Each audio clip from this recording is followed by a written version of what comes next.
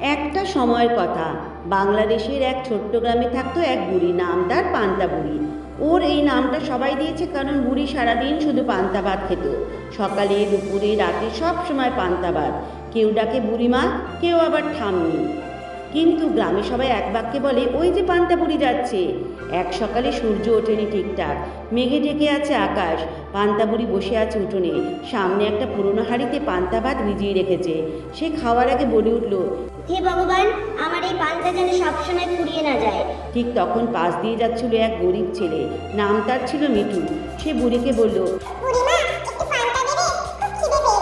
পান্তা বুড়ি হেসে বলল, যাও রে মিঠু, তোমার ভাগের পান্তাও আছে। আর সত্যি, যতই মিঠুকে ভাত দিচ্ছে হাঁড়ি ততই ভরে যাচ্ছে। গ্রামের সবাই অবাক। কেউ ভাবছে ও বুড়ির হাঁড়ি বোধহয় জাদুর হাঁড়ি, কেউ আবার বলছে না না, পান্তা বুড়ি নিশ্চয়ই কোনো টোটকা জানে।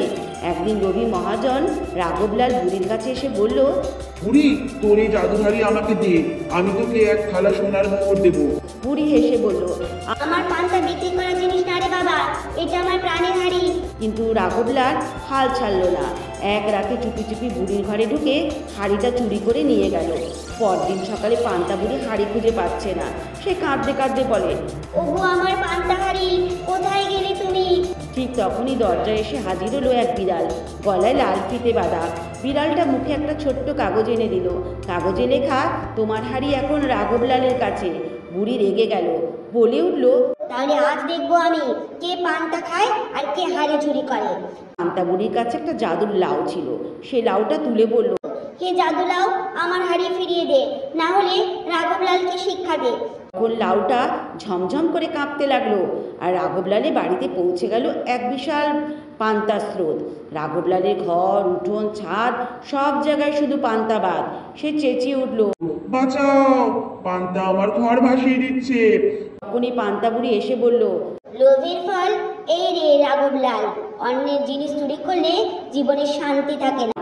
রাঘবলাল হাঁটু গেড়ে ক্ষমা চাইল। বুড়ি হেসে বলল, চল হাঁড়িটা ফেরত দে, আমি তোকে আজ ক্ষমা করলাম। তারপর থেকে পান্তা বুড়ি আবার তার উঠোনে বসে পান্তা ভাত খেতে লাগলো। গ্রামের সবাই প্রতিদিন সকালে বুড়ির বাড়ি আসে। কেউ গল্প শোনে, কেউ পান্তা খায়। বুড়ি বলে, পান্তা ভাত যেমন ঠান্ডা করে শরীর, তেমনি ভালো কাজ ঠান্ডা করে মন। লোভ করলে হার, কিন্তু দয়া করলে জিত। সাধারণ জিনিসেও লুকিয়ে থাকতে পারে বড় আশীর্বাদ। এই গল্প থেকে আমরা কিন্তু বন্ধুরা এই শিক্ষাই পেলাম।